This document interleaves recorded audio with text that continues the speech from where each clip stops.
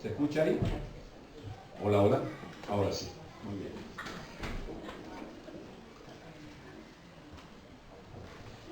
Bueno. La verdad que se les extrañó el domingo. Fue una jornada, unos días bien moviditos en Suiza, mucho más de lo que estamos acostumbrados. Sinceramente fueron varias reuniones, días continuos prácticamente de reuniones, de actividades que empezaban a la mañana temprano, tipo 9:30, 10 de la mañana ya estábamos allí y nos quedábamos hasta las 7, 8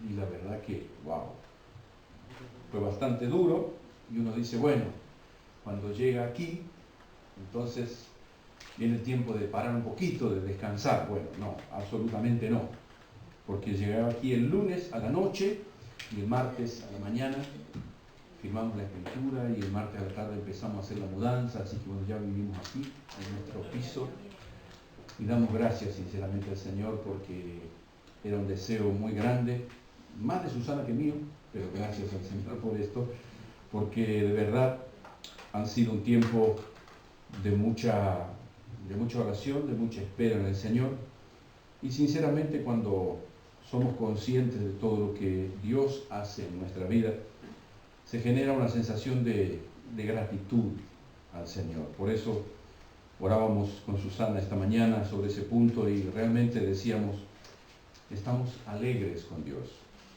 estamos contentos de lo que Dios está haciendo, de lo que Dios está proponiendo para nuestras vidas. Yo quisiera hoy compartir con vosotros, ¿cuántos somos? Yo había preguntado hace unos 15 días atrás respecto a los que estamos leyendo desde enero. Venimos leyendo, ahora estamos leyendo ¿qué cosa? Juan, muy bien. Si quiere retarme, puede hacerlo, yo me retrasé. ¿Sí? Yo me retrasé. Han sido días realmente muy complicados y honestamente, entre otras cosas, una de las cosas que no encontramos después de la mudanza es la Biblia que yo estoy utilizando. Y adentro de esa Biblia tenemos el plan. Entonces eso me sirve como excusa para no leer. Ahora, pero la semana que viene cuando la encontremos ya no me va a servir como excusa. Pero bueno, muy bien. Desde que iniciamos el año venimos haciendo de alguna manera meticulosamente la lectura del Nuevo Testamento, los Salmos y los Proverbios.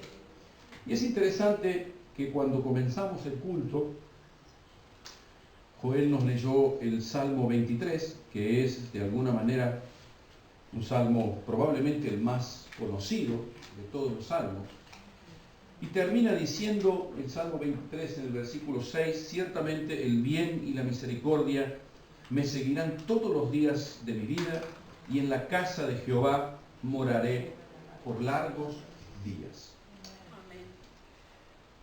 Indudablemente al leer los salmos y tomar atención, yo creo que no nos equivocamos si decimos que son muy vivenciales. El salmista cuando relata lo que le está pasando, habla de sus sentimientos, habla de las dudas, habla de los temores, habla de las cosas en las cuales sus experiencias, él muestra asombro, él muestra tristeza, frustración, esperanza, muchas experiencias. Podríamos sin duda decir que se trata de algo autobiográfico, ¿sí? Los salmos nos cuentan cómo se sentía el salmista en un determinado momento, ¿sí? Y una de las cosas que yo creo que es bueno hacer cuando leíamos el Salmo 23, al último, decía, en la casa del Señor moraré por largos días, ¿sí? Y yo quisiera que usted me acompañe, por favor, vamos a leer el Salmo 84, ¿sí? Este Salmo también habla acerca de la bienaventuranza de morar en la casa del Señor, ¿sí? En algunas Biblias, los títulos que vienen para este Salmo es el anhelo por la casa de Dios, ¿sí? Vamos a leer este Salmo yo voy a leer un versículo y ustedes me acompañan leyendo el 2, yo leo el 3 y así va a ser un poquito más entretenido y usted no se duerme mientras yo predico. ¿Sí? Esa es la idea. Muy bien. Yo leo el 1 y vosotros el 2 y así. Cuán amables son tus moradas, oh Jehová de los ejércitos. Anhela mi alma y aún ardientemente desea los atrios de Jehová. Mi corazón y mi carne cantan al Dios vivo. Aún el gorrión halla casa y la golondrina nido para sí, donde ponga sus polluelos, cerca de tus altares, oh Jehová de los ejércitos, Rey mío y Dios mío.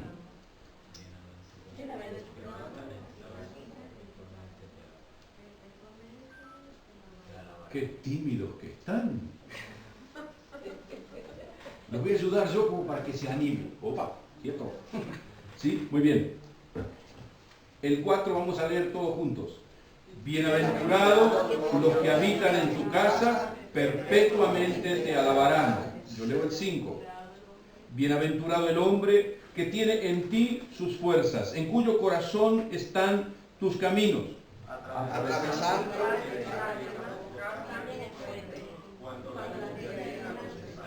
Muy bien. Irán de poder en poder, verán a Dios en Sión. Jehová Dios de los ejércitos, oye mi oración, escucha, oh Dios de Jacob. Mira, oh Dios, escudo nuestro, y pon los ojos en el rostro de tu ungido. Porque mejor es un día en sus atrios que vivir fuera de ellos. Escogería antes estar a la puerta de la casa de mi Dios que habitar en las moradas de maldad. Porque sol y escudo es Jehová Dios, gracia y gloria dará Jehová, no quitará el bien a los que andan en integridad. Amén. Amén. Muy bien. Yo no sé si alguno de vosotros tiene que cada salmo, en algunas Biblias, dice el autor, quién escribió este salmo. ¿Ustedes saben quién escribió este salmo?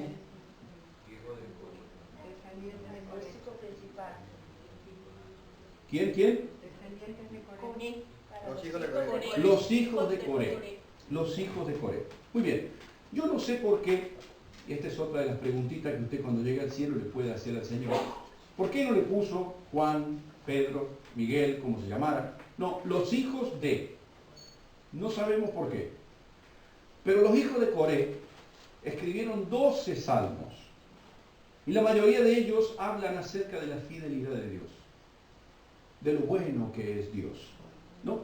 Y uno dice, este nombre, Coré, ¿sí? Hay historias en la Escritura y que de alguna manera nos conectan con algunas personas. Hay nombres que nos muestran y algunos nombres que jamás le pondríamos. ¿Usted conoce a alguno que le haya puesto a su hijo Ananías y Zafira a la hija? Que yo sepa, no. ¿Sabe de alguna mujer cristiana que sus padres le hayan puesto Jezabel?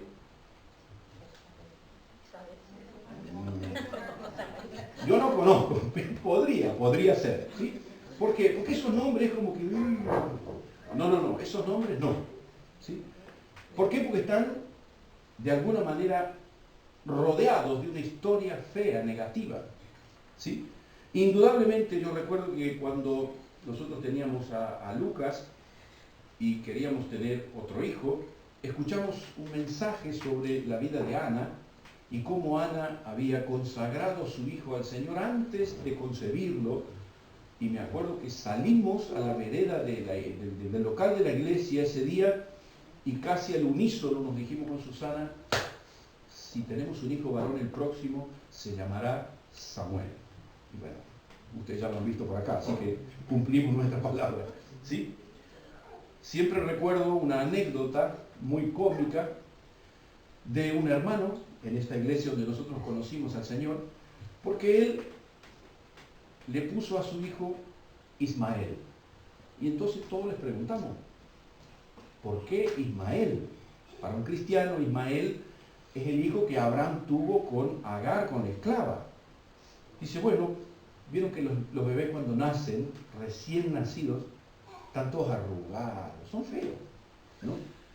Y bueno, dice, la profecía que Dios le da a Sara, le dice que será un varón fiero. Y entonces le puso Ismael porque era fiero. Es de verdad, Así que, imagínense, a veces encontramos en la Escritura cosas como esta, y uno dice, pero ¿por qué? Indudablemente la historia, Dios ve las cosas desde otro punto de vista, ¿sí? Pero yo no sé por qué en la Biblia nosotros encontramos los hijos de Coré. En esta Biblia dice Salmo para los hijos de Coré. En otras Biblias dice Salmo de los hijos de Coré. Sin duda, cuando nosotros pensamos en Coré, ¿hay alguno que se acuerde de quién es este personaje que lo hemos nombrado varias veces? Coré. ¿Lo recuerdan? ¿Sí? ¿Uno? ¿Arriba? Bueno, muy bien. Tiene una historia muy particular este hombre, ¿sí?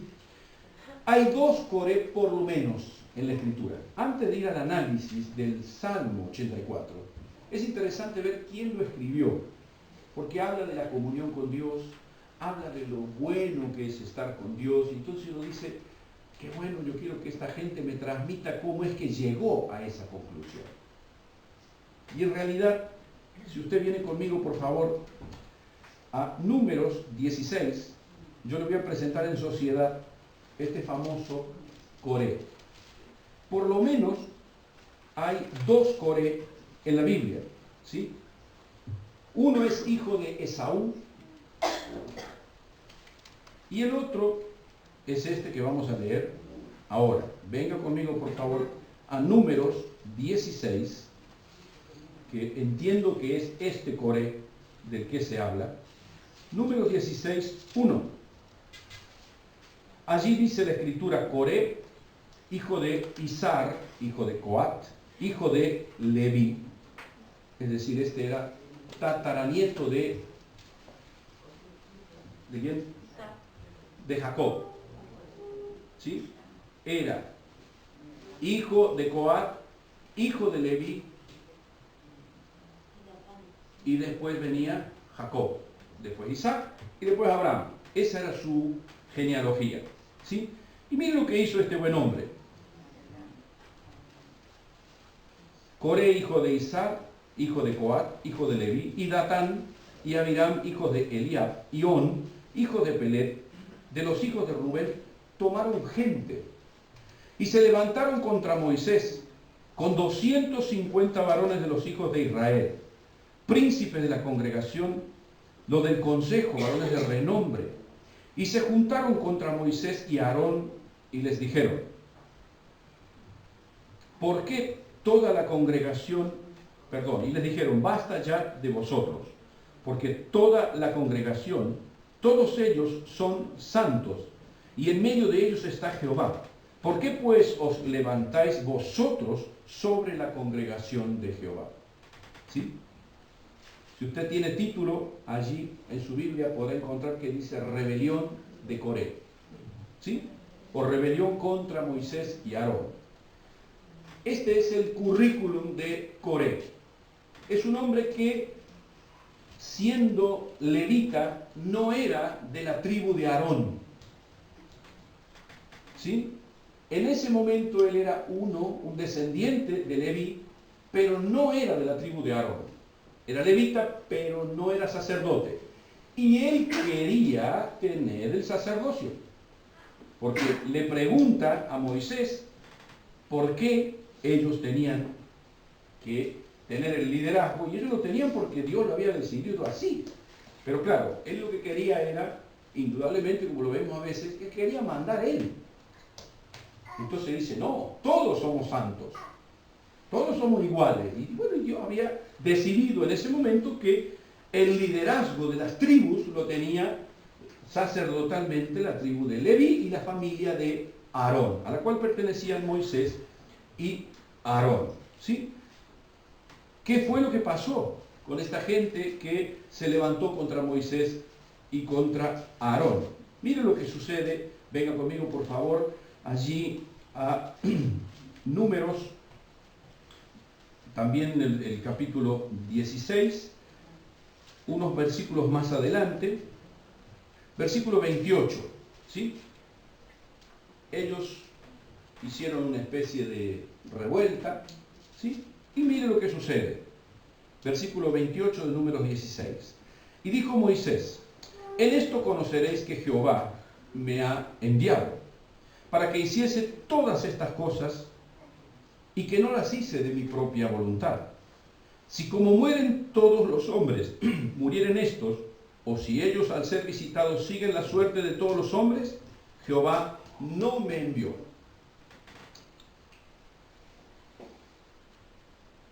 Mas si Jehová hiciere algo nuevo, y la tierra abriere su boca y se los tragare con todas sus cosas, y descendieren vivos al Seol, entonces conoceréis que estos hombres irritaron a Jehová.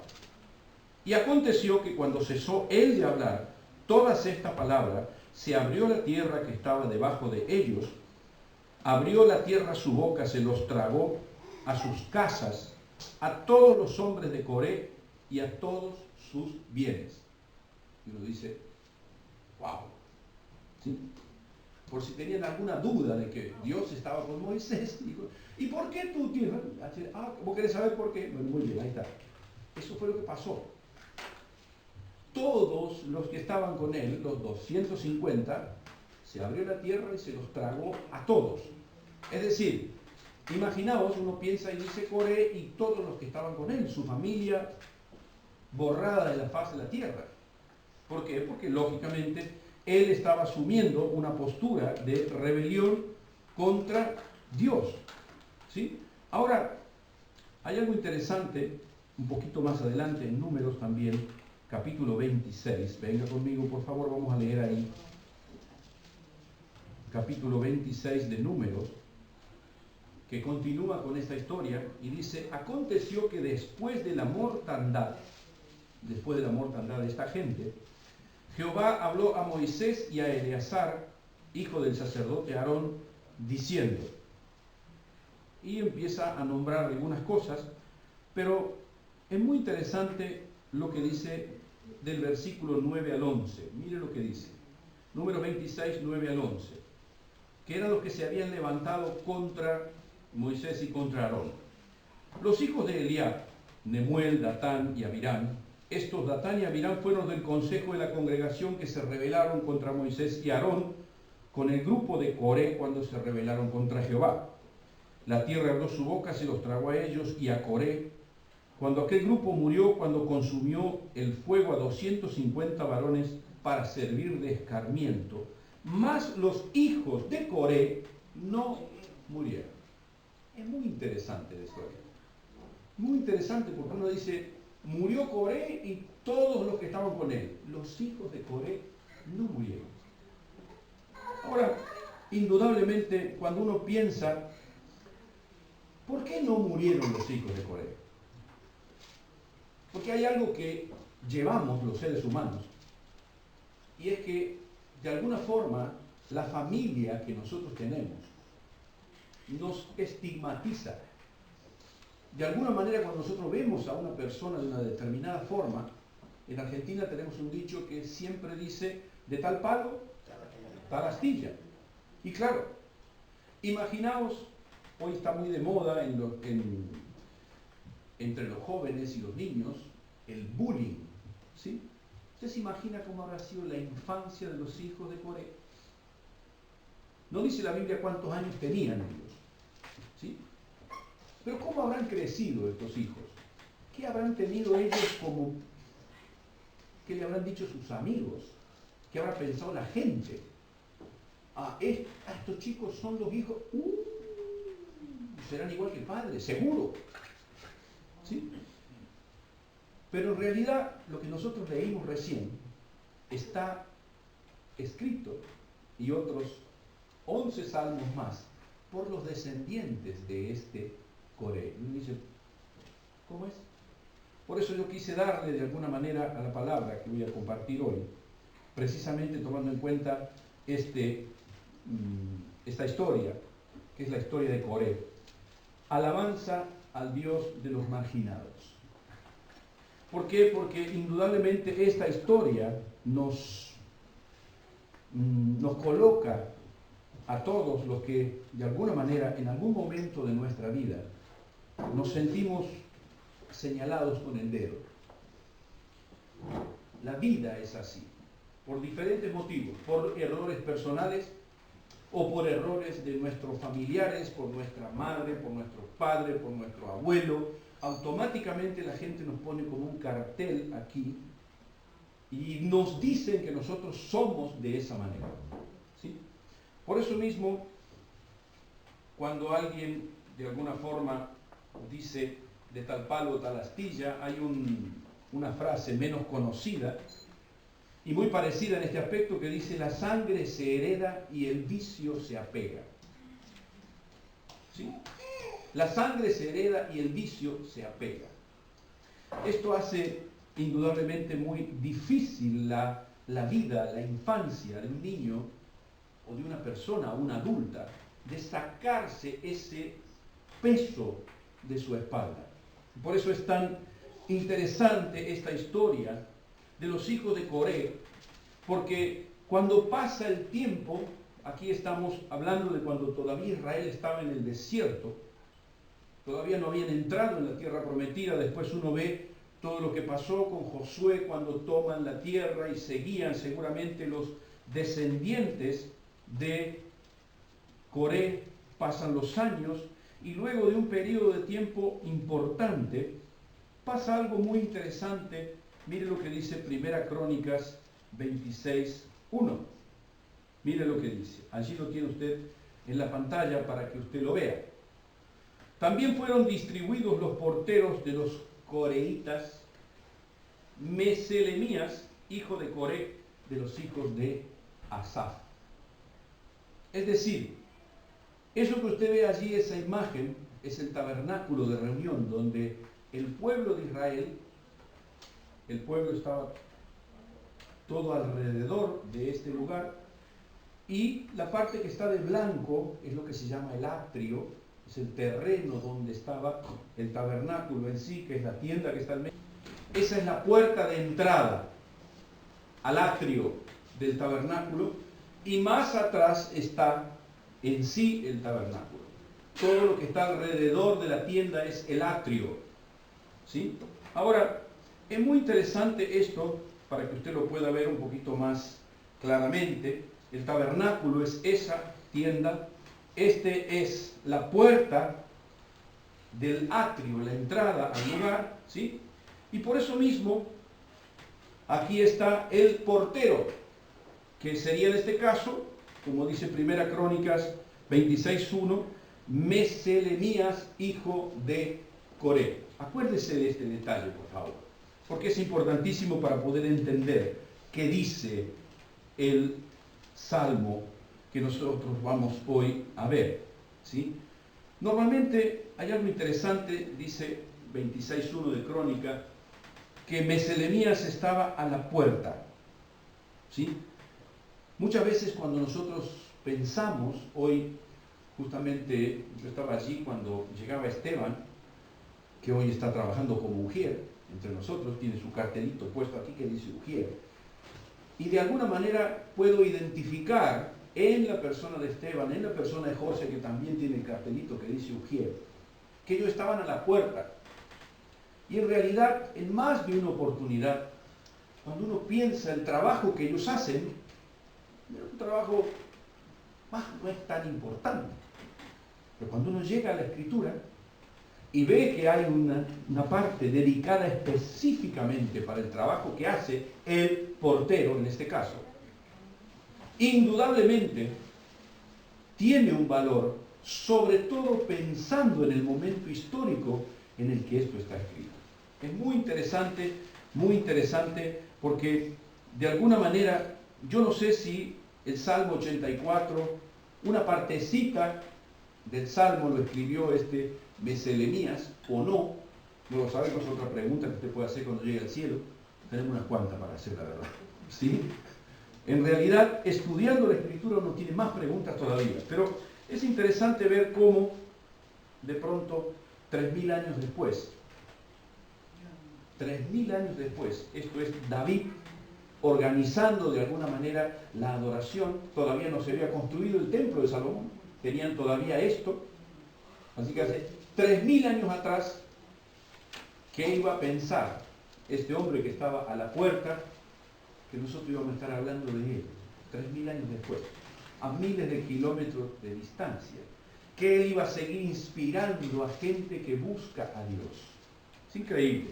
Pero vamos al Salmo directamente para poder analizarlo en profundidad. Hay algunas cosas, como decía, testimonios preciosos de comunión con Dios. Y la primera parte del Salmo dice: cuán amables son tus moradas, oh Jehová de los ejércitos. Anhela mi alma y aún ardientemente desea los atrios de Jehová. Mi corazón y mi carne cantan al Dios vivo. La Reina Valera dice amables. Cuando uno piensa en una persona amable, dice una persona gentil y todo esto. No. El sentido de esa palabra amable es deseable. Amo tanto ese lugar que por eso es amable, es amado por mí. Eso es lo que está queriendo decir el salmista. ¿Por qué? Porque esa es la morada de Dios. Recuerde, en el Antiguo Testamento la presencia de Dios estaba en el tabernáculo y luego en el templo después de que Salomón construye el templo. Un lugar para ser amado, un lugar para ser deseado por quien quería estar en comunión con Dios. Podríamos decir sin lugar a dudas que ese era el domicilio legal de Dios en el Antiguo Testamento, el lugar donde el pueblo se dirigía para ofrecer adoración a Dios. Y hay un detalle importante: el salmista confiesa su profunda necesidad de acercarse a Dios, pero él identifica su condición. Recuerde una cosa: él es levita, pero no es sacerdote, y tampoco sumo sacerdote, y el sumo sacerdote se podía acercar a la presencia de Dios una vez al año.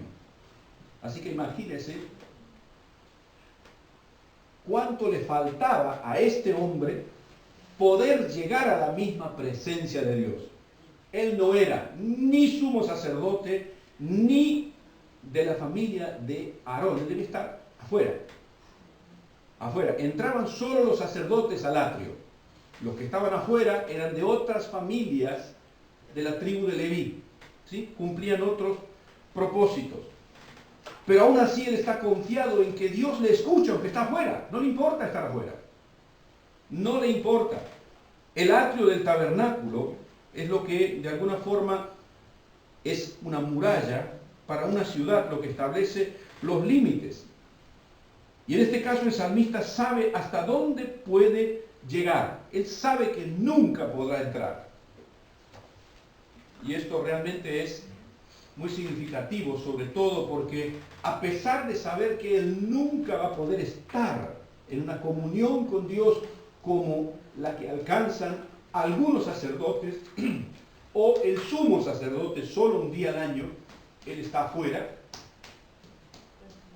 Y entre otras cosas, él dice: yo prefiero estar un día afuera que 1000 lejos. Es tremendo lo que es tremendo. Su deseo por Dios es tan profundo, él dice: ardientemente mi alma desea los atrios. Pero no puede entrar. Él lo decía, pero no puede. Está de afuera. ¿Sí? Es interesante que el anhelo de este hombre por la comunión con Dios es lo que le da fuerzas de poder mantenerse en ese lugar. El deseo de estar con alguien amado. ¿Sí?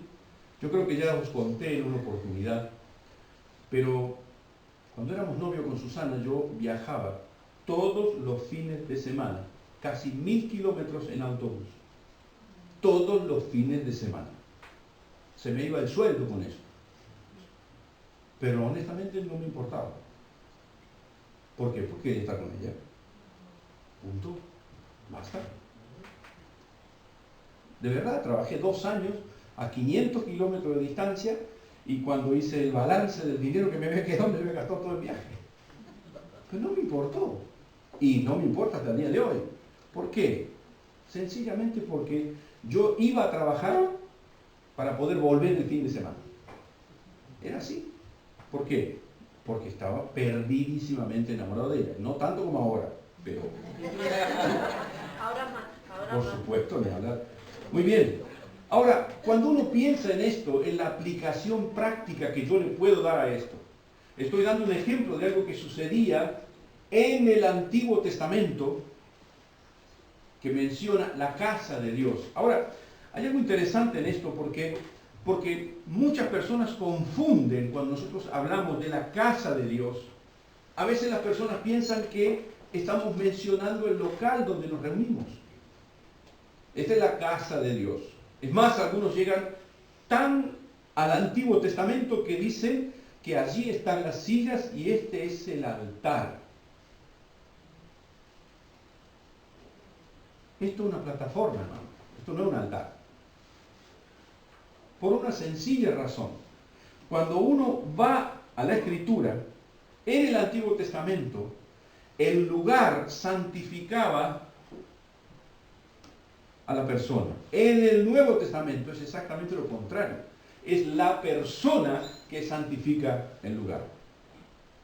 Es totalmente diferente. Y esto es un principio interesante. ¿Por qué? Muchos cristianos toman, por ejemplo, como Dios no está en este lugar, ¿para qué me voy a congregar?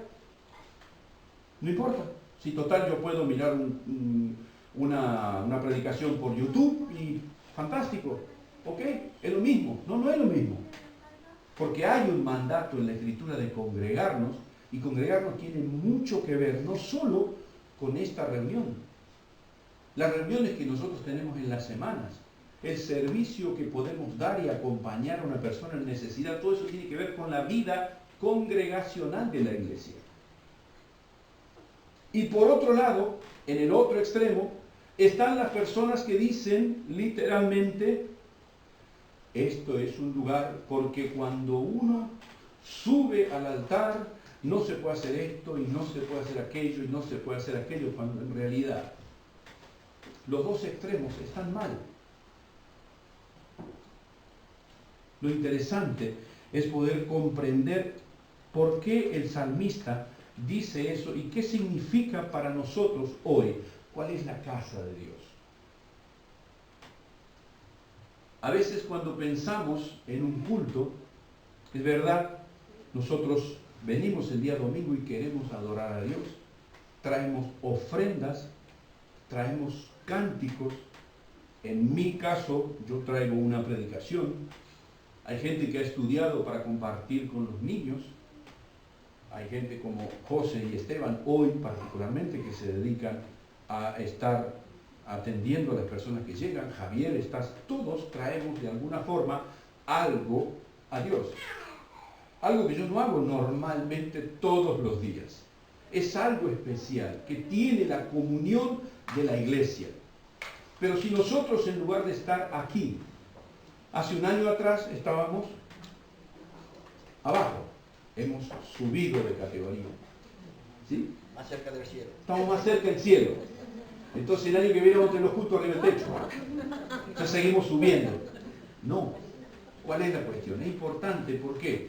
Porque es vital para la vida de la iglesia que nosotros entendamos que esto es lo que sucede en el Antiguo Testamento. No hace falta que lo busque, pero mire, hay dos expresiones del Antiguo Testamento, Éxodo 40, 34, donde Dios literalmente se manifiesta y que uno lo va a poder ver ahí.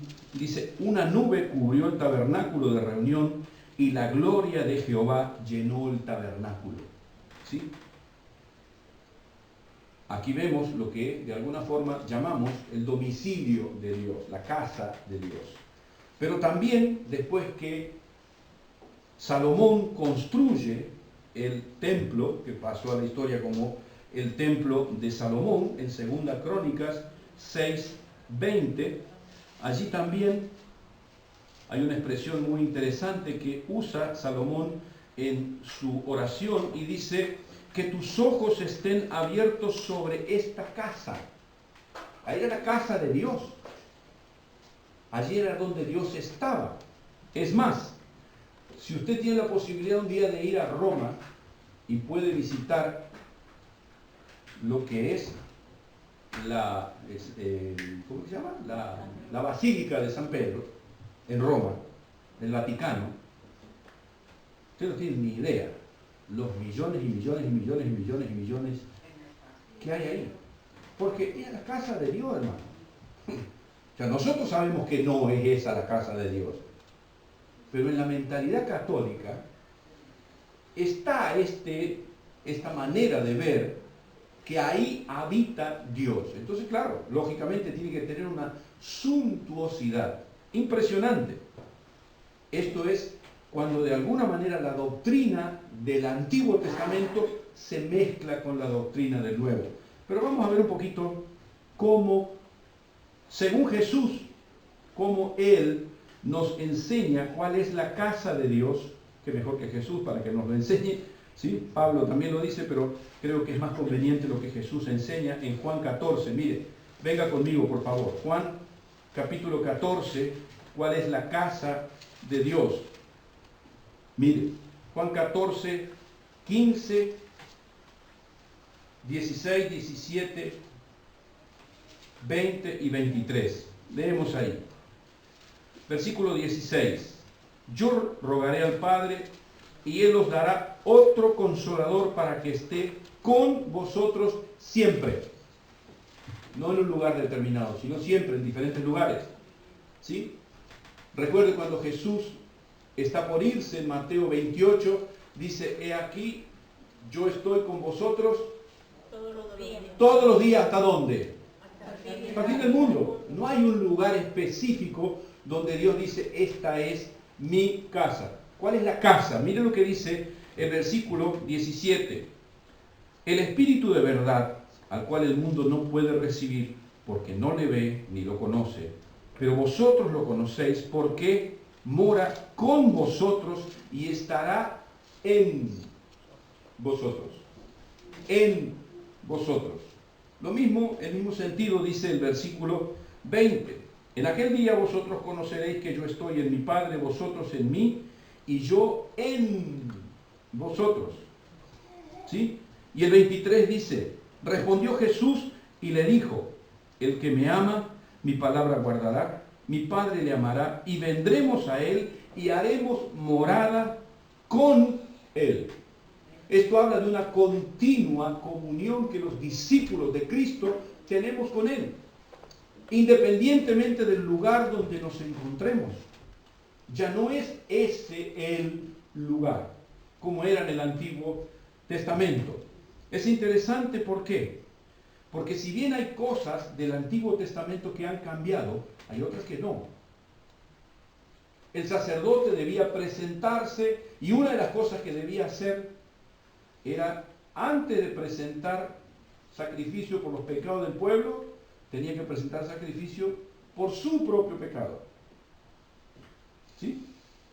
Eso también sirve para nosotros hoy. Nosotros no podemos presentarnos de cualquier forma delante de Dios. Mire, en el mismo contexto que nosotros estamos leyendo estos versículos, miren lo que dice Juan, también el 14, pero los versículos 15, 21 y 24, mezclado con lo que leíamos antes. Dice Jesús, si me amáis, guardad mis mandamientos, y yo rogaré al Padre y dará otro consolador para que esté con vosotros para siempre. ¿Con quién? Con los que lo aman, no con todos, con los que lo aman. El versículo 21 dice también, el que tiene mis mandamientos y los guarda, ese es el que me ama. Y el que me ama será amado por mi Padre, y yo le amaré y me manifestaré a él.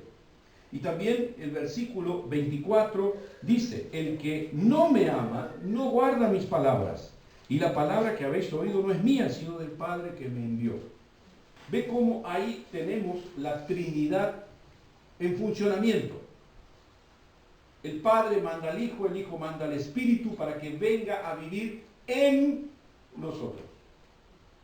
En el Antiguo Testamento los judíos venían en peregrinación a Jerusalén.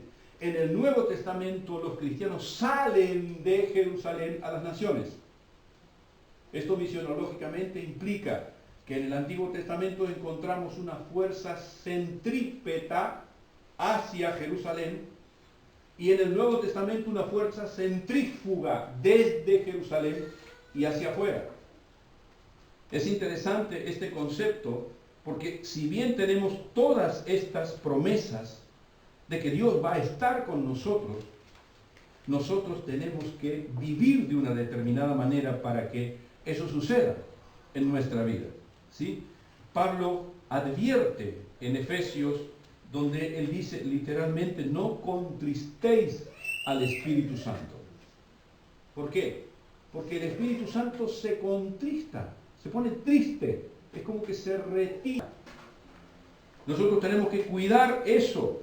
¿Por qué? Porque indudablemente si yo digo que para mí es importante, si yo estoy diciendo como dice el salmista en el versículo 1, en el versículo 2, mi alma desea ardientemente los atrios de Jehová, mi corazón cantan al Dios vivo porque yo amo a mi Dios. Y porque lo amo debo guardar sus mandamientos. Porque si no los guardo es señal de que no le amo. Está claro que el salmista dice en el versículo 3, venga conmigo por favor otra vez al Salmo, y él dice, aún el gorrión halla casa y la golondrina nido para sí, donde ponga sus polluelos cerca de tus altares, oh Jehová de los ejércitos, Rey mío y Dios mío. El salmista de alguna forma, recuerde que él está afuera, no puede ni siquiera entrar al atrio. Él dice, tiene envidia de los pájaros. Se ve que los pajaritos hacían el nido por ahí arriba. O sea, no en el lugar santísimo, lógicamente, porque ahí no entraba nadie. Pero arriba, en alguna parte, cerca. Y es interesante los dos pajaritos. El gorrión, que el gorrión donde llegó al lugar se quedó y si cree que se vaya tiene que matarlo. No se va. Y la golondrina no se queda quieta. ¿Sí? La golondrina es uno de los pájaros que más migran. Hacen miles y miles de kilómetros. Y el salmista dice, mira, con Dios funciona así. Si vos te quedas siempre en el mismo lugar, Dios se va a quedar contigo. Y si vos querés viajar de un extremo al otro del mundo, Dios va a ir contigo. No te preocupes. Amén. Usa dos pájaros totalmente diferentes. Y él dice, de alguna manera, este detalle de los pájaros es muy interesante porque Jesús dice, cuando les habla a los discípulos, dice, no valéis vosotros mucho más que los pájaros. Fíjese lo que Jesús hizo. En el Antiguo Testamento, este hombre tiene envidia de los pájaros. Viene Jesús y dice, ustedes valen mucho más que los pájaros. Para nosotros somos lo más importante. El salmista dice que los pájaros pueden hacer nidos cerca de los altares. Y mire, hay un versículo que yo tengo siempre presente y particularmente en los momentos de angustia, en los momentos de dificultad, y es Hebreos 4:16. Porque el salmista está súper enamorado de Dios y estaba fuera, no solo del tabernáculo, sino fuera de los atrios, en la parte externa de donde estaba el tabernáculo. Y Hebreos 4:16 dice, acerquémonos pues confiadamente al trono de la gracia. Imagínense, de estar afuera, entrar al atrio, pasar por el lugar santo, llegar al lugar santísimo y a los pies del trono de Dios. Imagínense todo lo que Cristo hizo con nosotros. Nosotros estábamos más lejos que eso, porque este es un levita. Nosotros estábamos fuera de Israel. Imagínense. Cuando Pablo dice, nosotros ahora que éramos extraños, hemos sido hechos hijos. Imagínense. Imagínense. Cada vez que veo el video que usamos al principio, veo la gracia de Dios alcanzándonos, ¿sí? Podemos acercarnos hasta el trono, no simplemente hasta los atrios, ni tan solo al lugar santo, sino al mismo trono de la gracia. El versículo 4 y 5, el salmista empieza como a subir la temperatura de lo que él quiere decir. Y dice, bienaventurados los que habitan en tu casa, perpetuamente te alabarán. Bienaventurado el hombre que tiene en ti sus fuerzas y en cuyo corazón están tus caminos. Una persona alegre, una persona satisfecha, una persona completa, es aquella persona que vive continuamente con Dios. Está claro que la idea que expresa el salmista es de permanecer, vivir en ese lugar, tener una comunión continua con Dios. La expresión perpetuamente habla de algo que me va a seguir hasta el día que yo me muera. ¿Sí? Hasta el último día, perpetuamente. ¿Sí? Habla de una continuidad que no tiene fin. Y esa es la forma en que yo recibo fuerzas del Señor. Bienaventurado el hombre que tiene en ti sus fuerzas. Bienaventurado el que habita en tu casa. Perpetuamente te alabará. Y aquí hay algo interesante, y es que cuando nosotros somos discípulos de Cristo, aprendemos a vivir como Cristo vivió. Y el resultado de eso es que nosotros nos acercamos hacia ese lugar y literalmente lo que experimentamos en nuestra vida es que cuanto más caminamos con Jesús, más le conocemos, más motivos tenemos para alabarle, más motivación para ofrecerle nuestra alabanza, nuestra oración, nuestro reconocimiento. ¿Por qué? Porque más lo vamos conociendo, más grande Él es. Siempre que planteo esto, me recuerdo que en una oportunidad hacía poco tiempo que estábamos aquí en Málaga, cuando vivíamos en Málaga, y habían puesto en la playa la banderita roja, ¿no? Y la banderita roja indica que las ondas están un poco peligrosas. Y yo digo, ¿qué me va a hacer? La cuestión es que me metí en el agua y cuando quise hacer pie, no solo que no pude hacer pie, sino que vino una ola y me metió bajo. Ay, mamá, ahí sí. No sé cómo se habrá sentido Jonás, pero yo me asusté. ¿Sí?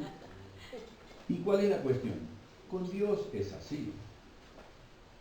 ¿Cuánto es grande Dios? Tú me preguntas, si yo conocer el mar Mediterráneo, vivo acá cerquita. No. ¿Cuántos metros de profundidad tiene el mar Mediterráneo? Ninguno de nosotros llegó hasta el fondo. Nosotros lo conocemos, estamos con el agua a los tobillos todavía, con Dios. ¿Sí? Capaz que a lo mejor hay alguno que está llegando a la rodilla, pero para que Dios nos tape de conocimiento, falta todavía. Pablo decía que todavía no lo había alcanzado. Y una de las cosas interesantes es que la persona que es dichosa, que camina con Dios, mire, uno dice, cuando uno camina con Dios, todo es mejor, todo es más fácil. Pero mire lo que dice el versículo 6. Mire lo que le pasa a los que caminamos con Dios. Atravesando el valle de lágrimas, lo cambian en fuente cuando la lluvia llena los estanques. Justo antes de llegar a la ciudad de Jerusalén hay un valle que se llama precisamente el Valle de las Lágrimas o el Valle del Llanto. Cuando los peregrinos iban para Jerusalén, pasaban por ese lugar antes de llegar a Jerusalén. Y está claro que el salmista lo que nos está planteando es que el deseo, la comunión con Dios, en algunos momentos trae lágrimas. Trae lágrimas. A veces hay situaciones tan difíciles de poder llevar que uno no sabe cómo expresarlo delante de Dios. Y mire, hay algo que me inspira muchísimo en cómo David, viviendo un momento de suma angustia, en el Salmo 6, y confieso ha sido de mucha inspiración, el Salmo 6, versículo 6, mire lo que dice David. me he consumido a fuerza de gemir. Todas las noches inundo de llanto mi lecho. Riego mi cama con mis lágrimas. Esta es la experiencia de alguien que literalmente, hermano, no tenía otra cosa para hacer que llorar. Yo tengo anotado aquí, al lado de este versículo, le hice una llavecita y le puse, ayúdame Señor, Monza 2013. 6 años atrás. El momento en que más difícil estaba la situación con Susana, no teníamos ningún diagnóstico. Ella, pobrecita, en más de una oportunidad se quedaba sola en la pieza, durmiendo, porque no podía dormir y pasaba horas y horas y horas despierta durante la noche. Yo me iba a dormir a otra habitación y estando en la otra habitación aprovechaba para llorar. Aprovechaba para llorar con Dios, que me iba a poner delante de ella a llorar, imagínense. Ella no podía soportar los dolores que tenía. Pero yo me acordé de este versículo. Digo, Señor, ¿qué puedo hacer? ¿A dónde voy a ir? ¿Qué voy a rebelar contra Dios? ¿Me voy a enojar con Dios? Ella en más de una oportunidad, a causa de los dolores y del sufrimiento y la falta de alguna solución, en más de una oportunidad, 2 o 3 veces, me decía yo quiero que el Señor me lleve, yo no soporto más este nivel de dolor. Imagínense lo que eso significaba para mí. Yo recuerdo que por lo menos en 2 oportunidades yo le pedí al Señor que se la llevara. Y obviamente imagínense cómo era esa oración. La almohada se podía estrujir así como uno hace, ¿sí? ¿Por qué? Porque era una desesperación, hermano. Es la oración líquida, cuando usted no sabe qué hacer y llora con Dios. ¿Llora por qué? Porque no se puede hacer otra cosa. Pero Dios es refugio de los que lo buscan. Eso dice la Escritura. En el momento de la lucha, yo conozco quién es Dios. Y por eso puedo ir y llorar con Él y Dios no tiene ningún problema. Yo no fui a reclamarle nada a Dios, fui a llorar con Él. Porque sé que es un derecho que Jesús me da. Yo puedo ir y Él es mi Padre. Y yo lloro con Él. Cuando no sé qué hacer, Señor, eres tú. Eres tú el que me seca las lágrimas. Eres tú el que me ayuda. Eres tú el que me consuela. Y eso no tiene ningún problema para Dios. No es un problema, ni es una ofensa, ni es falta de fe. Es más, es mucha fe.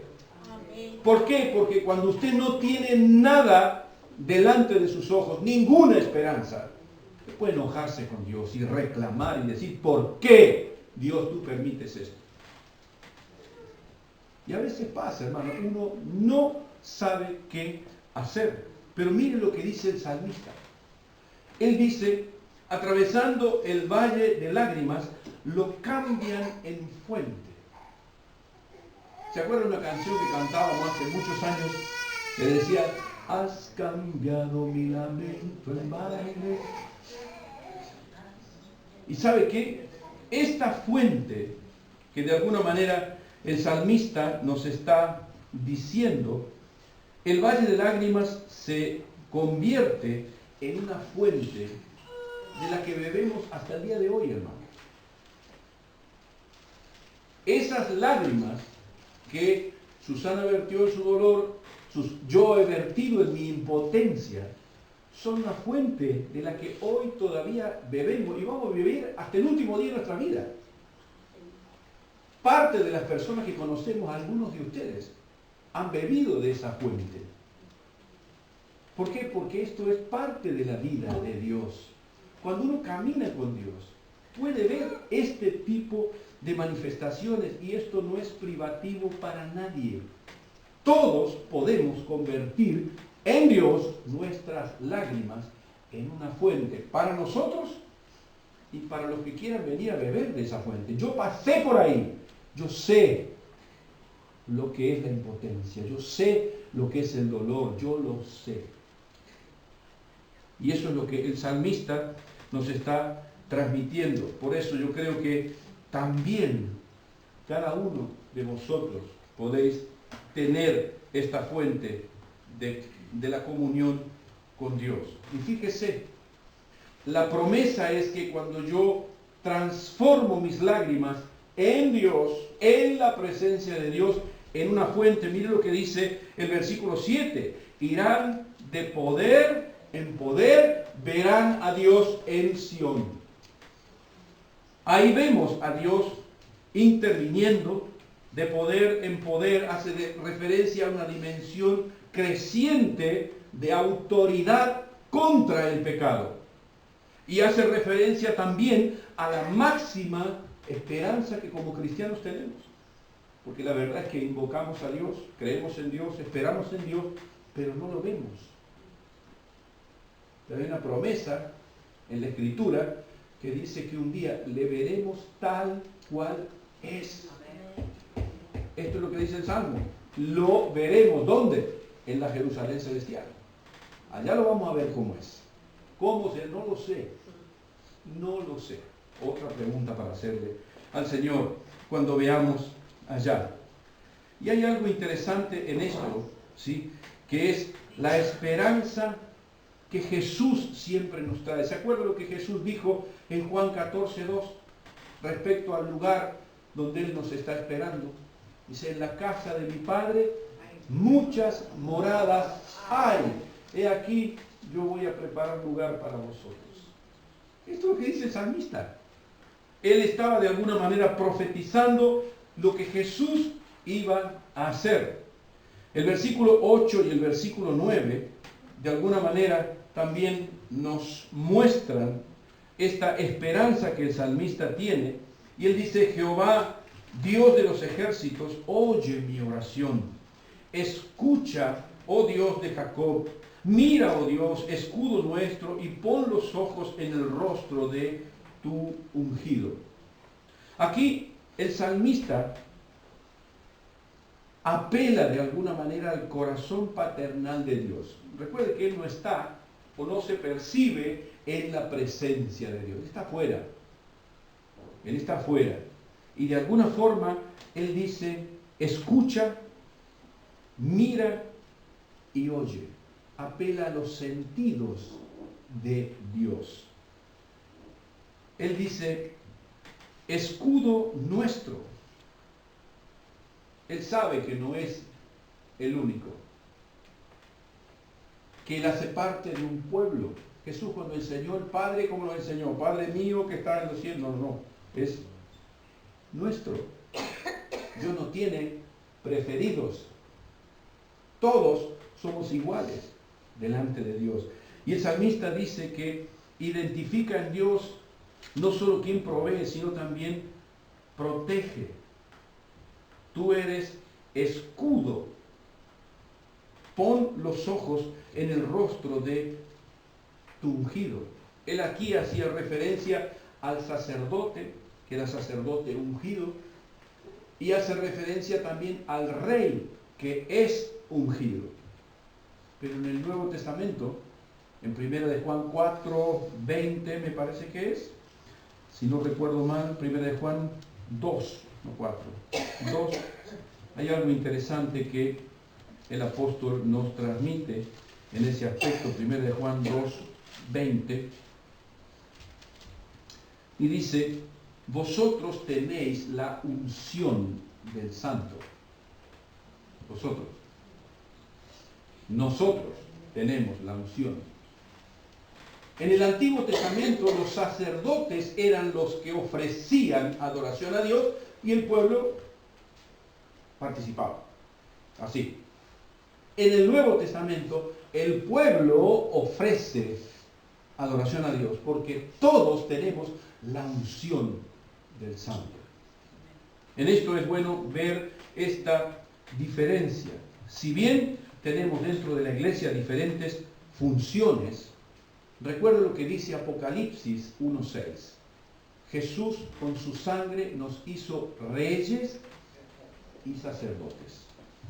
Es la función que Jesús cumple, tanto una cosa como la otra, ¿sí? El versículo 10 dice algo muy interesante.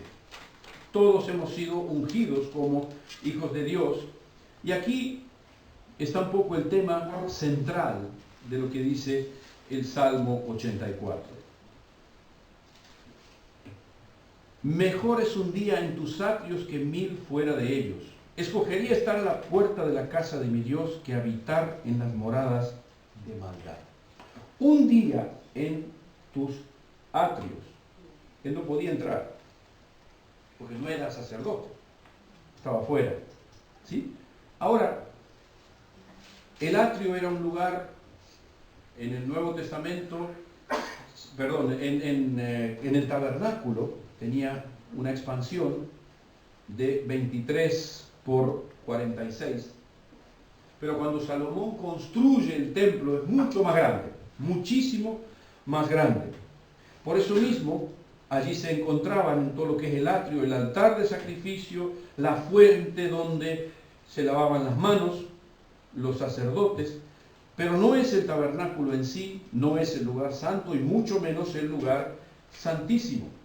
Cuando Salomón construye y aquí está, permítame que se lo muestre, esto es el atrio, la parte interna, este es el templo construido por Salomón, aquí está la puerta del atrio, ¿sí? Y en esto nosotros vemos cómo la amplitud, no recuerdo ahora cuántos metros cubiertos tenía todo el edificio, pero sí es mucho mayor. Y he estado averiguando un poquito y hacer un lugar como el templo de Salomón. ¿Tiene idea de cuánto estamos hablando en dinero hoy? Mucho dinero. Mucho dinero. ¿Sabe que uno de los edificios que se están planificando para este tiempo, el Real Madrid está queriendo construir un nuevo estadio, y se dice que el estadio costará más o menos unos 800 millones? ¿Sí? 800 millones. Bueno, el templo de Salomón costaría hoy alrededor de 48.000 millones. Es decir, 60 estadios del Real Madrid. Era la casa de Dios, hermano, imagínense. Y claro, Salomón cuando la vio y dijo, wow, qué fantástico lo que yo he hecho. No, ese era Nabucodonosor. Salomón dijo, ¿podrán estos muros contener al Dios de los cielos? Está claro que era majestuoso. Y el salmista lo demuestra diciendo, prefiero un día en los atrios, no dentro del tabernáculo, un día, porque él no podía entrar, estaba siempre afuera. Un día escogería estar a la puerta de la casa de mi Dios que habitar en las moradas de maldad. Yo no sé si usted hizo una cuenta rapidito, pero él dice, es mejor un día en tus atrios que 1000 fuera de ellos. Es decir, que él dice, un día es mejor que 1000, supongamos que 1000 son 3 años. ¿Me sigue? Un día para él es más importante que 3 años apartado de Dios. Haga una simple multiplicación. 3 años multiplicado por 7. ¿Sí? Multiplique. Y se va a dar cuenta que llega a una cifra espeluznante. Él dice, yo prefiero vivir un mes con Dios y morir. Eso es más importante que vivir 70 o 80 años. Él está literalmente anhelando con todo su ser poder tener ese tiempo a una cierta distancia de Dios. Él prefiere vivir un mes de comunión con Dios. ¿Y sabe qué es lo que me muestra esa expresión? Él tenía muy clara cuáles eran sus prioridades.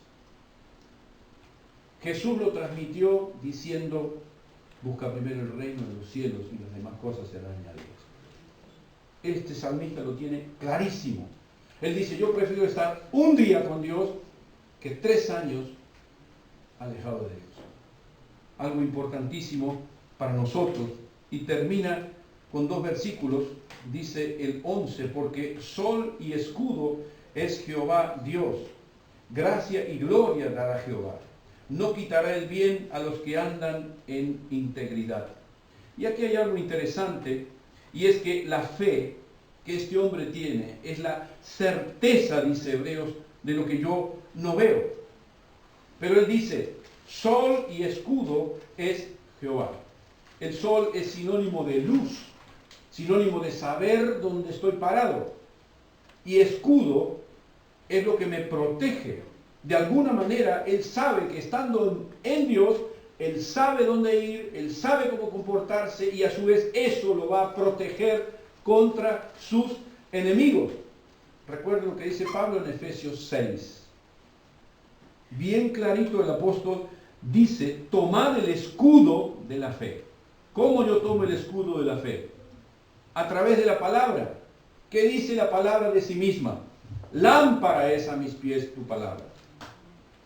Todo lo que el salmista nos transmite está centrado en que debemos permanecer con él, conocer la palabra, vivir la palabra, experimentar la palabra, porque escuchar la palabra nos hace bien, pero vivirla nos hace estar plenos. El vivir esta comunión con Dios es lo que nos hace estar pleno. Y el último versículo dice, Jehová de los ejércitos, dichoso el hombre que en ti confía. De alguna manera, el clímax literario del salmista nos lleva a ver cómo su experiencia con Dios le lleva a este punto de decir, he pasado por esto, he pasado por aquello, he pasado por aquello, pero sigo confiando en ti. Y esto me hace dichoso. Esto me hace una persona bendecida. Esto me hace un Macario. ¿Se acuerdan lo que era Macarios? ¿Sí? Bienaventurado. Una persona que está por encima de los mortales. Eso significa Macarios. Confiar en Dios me evitará muchos problemas. Me llevará a tener una vida más serena, transparente, sin necesidad de máscaras para agradar a nadie. Yo no tengo que tener temor de que los demás no me vean simpático. Mi preocupación es agradar a Dios, hermano. Y eso va a hacer que le voy a caer antipático a algunas personas. Bueno, ¿qué le vamos a hacer? Pero mi fortaleza no está en lo que la gente dice, sino en lo que Dios quiere para mí. El salmista está totalmente convencido que hacer la voluntad de Dios tiene mucho más valor que los caprichos temporales que podamos llegar a tener. Él transmite de alguna manera y mirando para atrás, naturalmente uno puede ver, esta persona camina con Dios. Esa es una persona bendecida. Esa es una persona bendecida. Aquella no. La vida nos enseña esto. Una de las cosas que podemos ver, volviendo un poco a los hijos de Coré. Miren, ellos eran los despreciados. Eran los que le hacían bullying. Eran aquellos que seguramente los jóvenes, los adolescentes, los niños, se reían de ellos, se mofaban de ellos. Pero seguramente ellos hoy, optando por una vida como la que ellos tuvieron, nosotros podemos tranquilamente sacarnos de nuestras espaldas los estigmas que la sociedad nos pone. Yo no puedo saber hoy con qué estigma cada uno de nosotros hemos crecido. Yo tengo los míos, y algunos realmente me han hecho mucho daño. Me han hecho tener temor de llegar a un lugar y no saber qué va a pasar. ¿Por qué? Y por esto, y por esto, y por esto, y por esto, y por aquello. Y todo ligado a nuestra propia historia. Pero el familiar del despreciado, el descendiente de este hombre marginado, optó por creerle a Dios. buscar a Dios. El mismo Dios que enterró vivo a su antepasado. Él pudo ver que el error no estaba en Dios. Es que yo estoy enojado con Dios. Te va a ir muy mal si estás enojado con Dios. Te va a ir muy mal porque Dios no nos necesita a ninguno de nosotros. Pero todos nosotros necesitamos de Dios. Una de las cosas interesantes es que este recorrido en la vida, a veces lo hacemos y algunas cosas que vivimos en nuestra infancia, siendo niños, en nuestro hogar, ¿sí?, nos llevan a desconfiar de Dios, a desconfiar de lo que dice la Biblia. ¿Por qué? Porque hemos sido engañados, porque hemos sido lastimados por gente que debería habernos hecho bien. Y uno se pregunta, ¿qué es lo que el mundo puede ofrecer?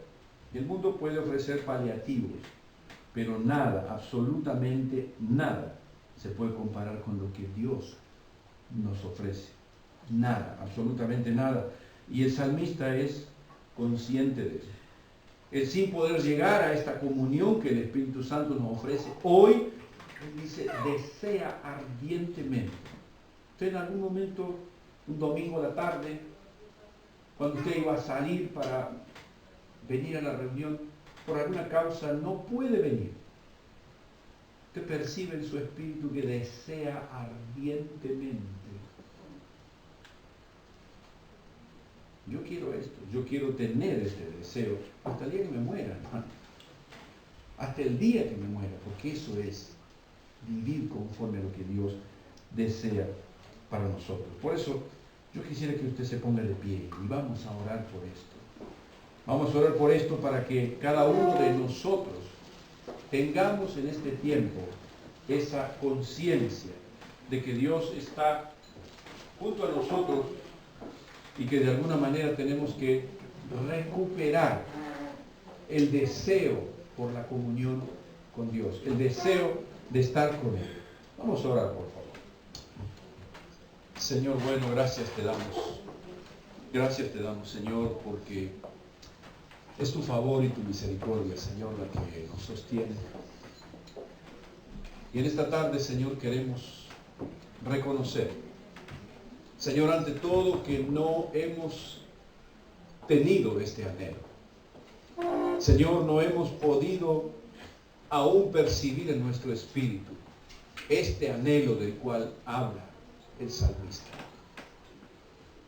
Señor, que nuestra alma pueda ardientemente buscar tus atrios, buscar tu gracia, buscar tu trono. Señor, en el nombre de Jesús, yo te ruego que venga del Espíritu en este tiempo sobre cada uno de los que aquí estamos, en el nombre de Jesús. Esa gracia tuya, Señor, que nos renueva. Esa gracia tuya, Señor, que hace diferente nuestra vida. Señor, que en el nombre de Jesús del Espíritu Santo venga un tiempo a través del cual nuestra comunión nos lleve, Señor, a percibir como el salmista que es mejor un día de comunión íntima contigo. Señor, que 1000 años, Señor, saber que tú eres el Señor y por detrás de eso, todo, Señor, se transforma. Padre, yo quiero orar para bendecir a aquellos que son tuyos. Y en el nombre de Jesús, Señor, yo te ruego que la gracia que proviene del cielo, Señor, en el nombre de Jesús, Señor, esté transformando total y plenamente, Señor. Total y plenamente nuestras vidas. Señor, visita en el nombre de Jesús. Visita a tu pueblo en esta tarde, Padre. Visita a tu pueblo en el nombre de Jesús. Señor, quita todo estigma en el nombre de Jesús, Dios. Todo estigma, Padre. Señor, de aquello que fue en el pasado, de aquello que está aún, Señor, revoloteando. En el nombre de Jesús, Señor, transforma, cambia, Padre. En el nombre de Jesús. En el nombre de Jesús, Señor, así como lo hiciste, Padre, con los hijos de Coré. Bendito Dios, establece un tiempo nuevo. Establece un tiempo de gracia, Padre, un tiempo de misericordia. Dios bueno, un tiempo de favor en el nombre de Jesús. Un tiempo de favor, un tiempo de gracia, Dios, donde tu Espíritu Santo venga, Padre. para hacer nuevas cosas. Señor, para renovar en el nombre de Jesús ese amor tuyo, Dios. En el nombre de Jesús, más de tu gracia, Dios. Renueva, Padre. Renueva en el nombre de Jesús. Señor, renueva el compromiso, Padre. Renueva en el nombre de Jesús, oh Dios. Renueva la mente, Dios. Renueva la mente, Padre. Que en el nombre de Jesús, Señor, haya una concepción diferente de lo que tú deseas, Padre. Venga tu reino, Dios. Venga tu reino, Señor, en el nombre de Jesús. En el nombre de Jesús, Señor, venga tu reino y establece tu perfecta voluntad, Dios. En el nombre de Jesús. En el nombre de Jesús. Padre bueno, derrama tu gracia, Señor. Derrama tu gracia, Padre. En el nombre de Jesús, Señor, derrama tu gracia. Establece un tiempo nuevo, Dios. En el nombre de Jesús, Señor, esos momentos de favor, Dios. Más de tu gracia pedimos, Padre bueno. Más de tu gracia, Dios. En el nombre de Jesús, cumple todo propósito, Padre. En el nombre de Jesús, Señor, que el valle de las lágrimas, Señor, se transforme en una fuente, Dios. En el nombre de Jesús, en este tiempo, Padre, renueva, Dios. Renueva y en el nombre de Jesús, Padre, esa gracia tuya, que todo lo transforme, Señor. Traiga el consuelo necesario en el nombre de Jesús. En el nombre de Jesús, Dios. En el nombre de Jesús. En el nombre de Jesús. Visita, Señor. Visita y consuela, Padre. Consuela el que sufre, Dios. En el nombre de Jesús. En el nombre de Jesús. Señor, cuidado, Padre. Cuidado de él, Dios. En el nombre de Jesús. En el nombre de Jesús, Padre, gracias. Gracias por esta fuente, Dios. Gracias por esta fuente que tú traes. Bendito eres. Tú eres el Dios, Señor, que cambias nuestra tristeza. Señor, que haces cosas nuevas. En el nombre de Jesús, venga tu reino. Venga tu reino, Padre. Trae tu gracia, Señor. Renueva en el nombre de Jesús. En el nombre de Jesús. En el nombre de Jesús. Tiempo más con el Señor allí. Dígale al Señor, gracias. Gracias por tu palabra, Dios. Gracias, Señor, porque por el Espíritu hoy podemos reconocer, Señor, que no hay temor en nuestro espíritu. Señor, tú eres nuestro papá. Tú eres quien nos ha acercado. Tú eres quien nos ha permitido llegar, Señor, hasta el mismo trono de la gracia. En el nombre de Jesús. En el nombre de Jesús. Gracias te damos, Dios. Gracias por la esperanza que Cristo nos ha otorgado, Padre. Gracias, Señor. Gracias por esa esperanza que tenemos en Cristo. Bendito eres, Dios. Bendito eres, Dios. Cante junto con nosotros, por favor, esta canción que cantábamos hace solo un momento.